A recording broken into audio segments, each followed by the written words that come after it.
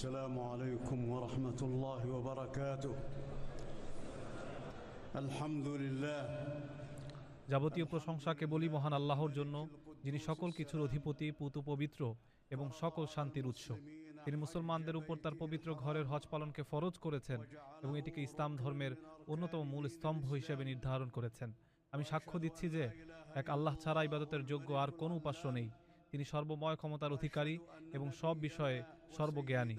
আমি আরও সাক্ষ্য দিচ্ছি যে আমাদের নবী ও নেতা হজরত মুহাম্মদ সাল্লাল্লাহু আলাইহি ওয়াসাল্লাম তার প্রেরিত বান্দা ও রাসূল এবং সমগ্র সৃষ্টির মধ্যে সর্বশ্রেষ্ঠ। নবীজি, তার পরিবার পরিজন, সাহাবায়ে কেরাম এবং তার আদর্শের সকল অনুসারীর উপর আল্লাহর সর্বোত্তম রহমত ও পরিপূর্ণ শান্তি বর্ষিত হোক। হে মানব মণ্ডলী, আপনারা আল্লাহকে ভয় করুন, কারণ আল্লাহর ভয় বা তাকওয়ার মাধ্যমেই আখিরাতে মানুষের মুক্তি নিহিত। পবিত্র কোরআনের সূরা হজের শুরুতে আল্লাহ তাআলা বলেছেন, হে মানুষ, তোমাদের রবের তাকওয়া অবলম্বন করো, নিশ্চয়ই কিয়ামতের প্রকম্পন এক ভয়ানক ব্যাপার। যেদিন তোমরা তা দেখবে, সেদিন প্রত্যেক স্তন্যদাত্রী মা তার স্তন্যদানকারী শিশুকে ভুলে যাবে এবং প্রত্যেক গর্ভবতী তার গর্ভপাত করে ফেলবে। মানুষকে তুমি দেখবে মাতাল সদৃশ, যদিও তারা নেশাগ্রস্ত নয়। বস্তুত আল্লাহর শাস্তি বড়ই কঠিন। তাকওয়ার অন্যতম দাবি হলো নেক আমল এবং পাপ বর্জনের মাধ্যমে কিয়ামতের দিনের জন্য প্রস্তুতি গ্রহণ করা। আল্লাহ তাআলা বলেন, এসব এ কারণেই যে আল্লাহই সত্য এবং তিনি মৃতকে জীবিত করেন এবং তিনি সব কিছুর উপর ক্ষমতাবান। আর কিয়ামত অবশ্যই আসবে, এতে কোনো সন্দেহ নেই। আর কবরে যারা আছে, আল্লাহ তাদের পুনরুত্থিত করবেন। আখিরাতের জন্য সবচেয়ে বড় প্রস্তুতি হলো তাওহীদ বা একত্ববাদ প্রতিষ্ঠা করা এবং একমাত্র আল্লাহর ইবাদত করা, আর আল্লাহ ছাড়া অন্য কারো কাছে প্রার্থনা না করা। যে ব্যক্তি আল্লাহ ছাড়া এমন কারো কাছে প্রার্থনা করে যে তার কোনো ক্ষতি বা উপকার করতে পারে না, সেটি সুস্পষ্ট পথভ্রষ্টতা। আল্লাহর সঙ্গে কেউ শিরক করলে তার অবস্থা এমন হয় যে সে যেন আকাশ থেকেই ছিটকে পড়েছে, অতঃপর পাখি তাকে ছোঁ মেরে নিয়ে গেছে, অথবা বাতাস তাকে অনেক দূরের কোনো জনশূন্য স্থানে নিক্ষেপ করেছে। ইমানদারদের মূল ভিত্তি হলো আল্লাহর একত্ববাদ। আল্লাহ বলেন, তোমাদের ইলাহ তো এক ইলাহ, সুতরাং তার কাছেই আত্মসমর্পণ করো এবং সুসংবাদ দাও বিনীতদের, যাদের অন্তর আল্লাহর স্মরণে কেঁপে ওঠে, যারা বিপদে ধৈর্য ধারণ করে, নামাজ কায়েম করে এবং আল্লাহর দেয়া রিজিক থেকে ব্যয় করে, এরাই সেই বিনীত দল। ইসলামের মূল স্তম্ভগুলো হলো আল্লাহর একত্ববাদের সাক্ষ্য দেয়া, হযরত মুহাম্মদ সাল্লাল্লাহু আলাইহি সাল্লামকে আল্লাহর রাসূল হিসেবে মেনে নেয়া, নামাজ কায়েম করা, যাকাত আদায় করা, রমজানের রোজা রাখা এবং আল্লাহর পবিত্র ঘরে হজ করা। এসবের পাশাপাশি আল্লাহকে ভয় করার নির্দেশ দেয়া হয়েছে। আল্লাহ বলেন, যে ব্যক্তি তার রবের সামনে দাঁড়ানোর ভয় রাখে, তার জন্য রয়েছে দুটি জান্নাত। আল্লাহর আনুগত্যে ধৈর্য ধারণ করতে হবে এবং তাকদীরের উপর বিশ্বাস রাখতে হবে। আল্লাহ বলেন, নিশ্চয়ই ধৈর্যশীলদের তাদের পুরস্কার দেয়া হবে অগণিতভাবে। এর সঙ্গে আল্লাহর দেয়া নিয়ামতের শুকরিয়া আদায় করতে হবে, কারণ তিনি এসব নিয়ামত আমাদের ব্যবহারের উপযোগী করে দিয়েছেন। মহান আল্লাহর সৃষ্টির কিছু শাশ্বত নিয়ম রয়েছে, যা বিশ্বাস করা এবং এর থেকে শিক্ষা নেয়া প্রত্যেক বান্দার কর্তব্য। আল্লাহ তাআলা ঈমানদারদের রক্ষা করেন এবং কোনো অকৃতজ্ঞ বিশ্বাসঘাতককে তিনি পছন্দ করেন না। আল্লাহ তার সাহায্যকারীদের অবশ্যই সাহায্য করেন, কারণ তিনি সর্বশক্তিমান ও পরাক্রমশালী। ইতিহাসে এমন অনেক জালিম জনপদের কথা বলা আছে, যাদের আল্লাহ ধ্বংস করেছেন এবং তাদের বাড়ি ঘর, প্রাসাদ ও কুয়াগুলো বিরান পড়ে আছে। জালিমদের ছাড় দেয়া হলেও শেষ পর্যন্ত তাদের আল্লাহর কাছেই ফিরে যেতে হবে।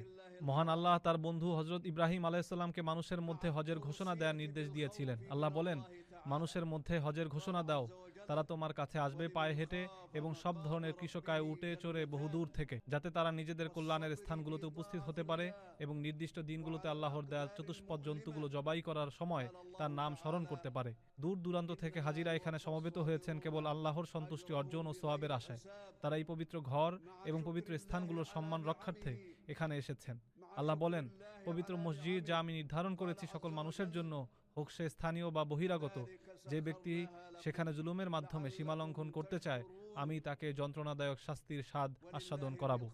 তাই ইবাদতের জন্য আল্লাহর ঘরকে সব ধরনের শিরিক ও অনাচার থেকে পবিত্র রাখতে হবে, শুধুমাত্র তাওয়াফকারী, রুকু ও সিজদাকারীর জন্য। হজের এই পবিত্র স্থানে সব ধরনের পাপাচার, ঝগড়া বিবাদ এবং রাজনৈতিক বা দলীয় স্লোগান সম্পূর্ণ নিষিদ্ধ। এখানে একমাত্র আল্লাহর প্রতি আনুগত্য এবং রাসূল সাল্লাল্লাহু আলাইহি সাল্লামের সুন্নাহর অনুসরণই কাম্য। যে ব্যক্তি আল্লাহর নিদর্শনসমূহকে সম্মান করে, তা তার অন্তরের তাকওয়ারই বহিঃপ্রকাশ। হজের এই বিশাল সমাবেশে মুসলমানদের পারস্পরিক সম্প্রীতি, ভালোবাসা, সহযোগিতা এবং সহমর্মিতা ফুটে ওঠে। ভাষা, বর্ণ ও দেশের ভিন্নতা সত্ত্বেও এখানে সবাই এক তালে ইবাদত করেন। হাজিদের উচিত গরিব দুঃখীদের খাবার দেয়া এবং কথা ও কাজে উত্তম আচরণ করা। আল্লাহ বলেছেন, তোমরা মিথ্যা কথা থেকে বেঁচে থাকো। আরাফাতের এই ময়দান অত্যন্ত মর্যাদাপূর্ণ। এখানেই আল্লাহ তাআলা তার ফেরেশতাদের সামনে আপনাদের নিয়ে গর্ব করেন। এই দিনেই আল্লাহ নাজিল করেছিলেন, আজ আমি তোমাদের জন্য তোমাদের দিনকে পূর্ণাঙ্গ করে দিলাম, তোমাদের উপর আমার নেয়ামত সম্পূর্ণ করলাম এবং ইসলামকে তোমাদের দিন হিসেবে মনোনীত করলাম। তাই আপনারা নবী সাল্লাল্লাহু আলাইহি ওয়াসাল্লামের আদর্শ অনুসরণ করুন। তিনি জোহর ও আসরের নামাজ একত্রে কসর করে আদায় করেছিলেন। এরপর সূর্যাস্ত পর্যন্ত আল্লাহর জিকিরে মগ্ন ছিলেন। সূর্য ডোবার পর তিনি মুজদালিফায় গিয়েছিলেন এবং সেখানে আল্লাহর জিকির করেছেন। এরপর ঈদের দিন মিনায় গিয়ে জামরায় পাথর নিক্ষেপ করেছেন, কুরবানি করেছেন এবং মাথা মুন্ডন করে তাওয়াফ করেছেন। মহান আল্লাহ আপনাদের মনোনীত করেছেন এবং ধর্মে কোনো কঠোরতা রাখেননি। তিনি আপনাদের মুসলিম নামকরণ করেছেন। তাই আপনারা নামাজ কায়েম করুন, যাকাত দিন এবং আল্লাহকে দৃঢ়ভাবে আঁকড়ে ধরুন। তিনি আপনাদের উত্তম অভিভাবক এবং শ্রেষ্ঠ সাহায্যকারী। আল্লাহর কাছে বেশি বেশি দোয়া করুন, বিশেষ করে হজের এই স্থানগুলোতে, কারণ এখানে দোয়া কবুলের সম্ভাবনা অনেক বেশি।